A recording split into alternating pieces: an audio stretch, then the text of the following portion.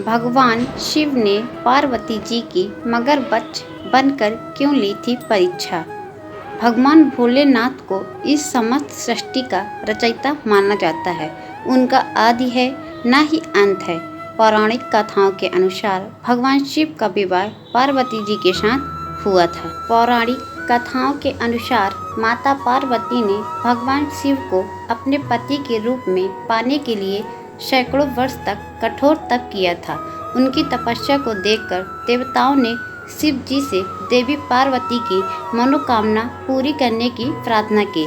इसके बाद भोलेनाथ ने ऋषियों को पार्वती जी की परीक्षा लेने के लिए भेजा।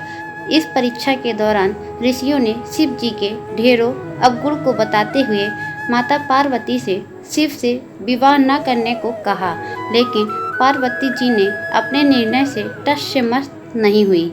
इस पर खुद भोलेनाथ ने माता पार्वती की परीक्षा लेने का निर्णय लिया। माता पार्वती के तप से प्रसन्न होकर शंकर जी उनके सामने प्रकट हुए और उन्हें वरदान देकर अंतर्ध्यान हो गए। कुछ क्षणों के बाद ही एक मगरमच्छ ने एक लड़के को पकड़ लिया और लड़का मदद करने के लिए पुकारने लगा। बच्चे की आवाज़ सुनकर पार्वती जी नदी के किनारे पहुंची।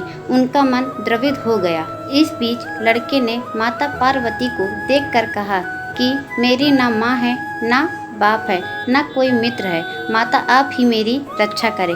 इस पर पार्वती जी ने मगरमच्छ से कहा कि आग्रह से इस लड़के को छोड़ दे। इस पर मगरमच्छ ने कहा कि दिन के छठे पहर जो मुझे मिलता है उसे आहार बनाना मेरा नियम है। पार्वती जी के विनती करने पर मगरमच्छ ने लड़के को छोड़ने के बदले में पार्वती जी के तप से प्राप्त वरदान का पुण्य मांग लिया। इस पर पार्वती जी तैयार हो गई। मगरमच्छ ने बालक को छोड़ दिया और तेजस्वी बन गया।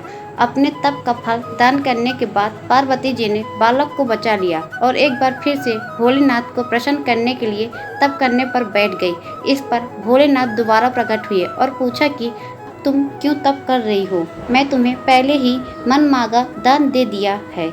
इस पर पार्वती जी ने अपने तप का फल दान करने की बात कही। इस पर शिव जी प्रसन्न होकर बोले, मगरमच्छ और लड़के दोनों के स्वरूप में मैं ही था और मैं तुम्हारी परीक्षा ले रहा था कि तुम्हारा चित्त प्राणी मात्र में अपने सुख दुख का अनुभव करता है या नहीं।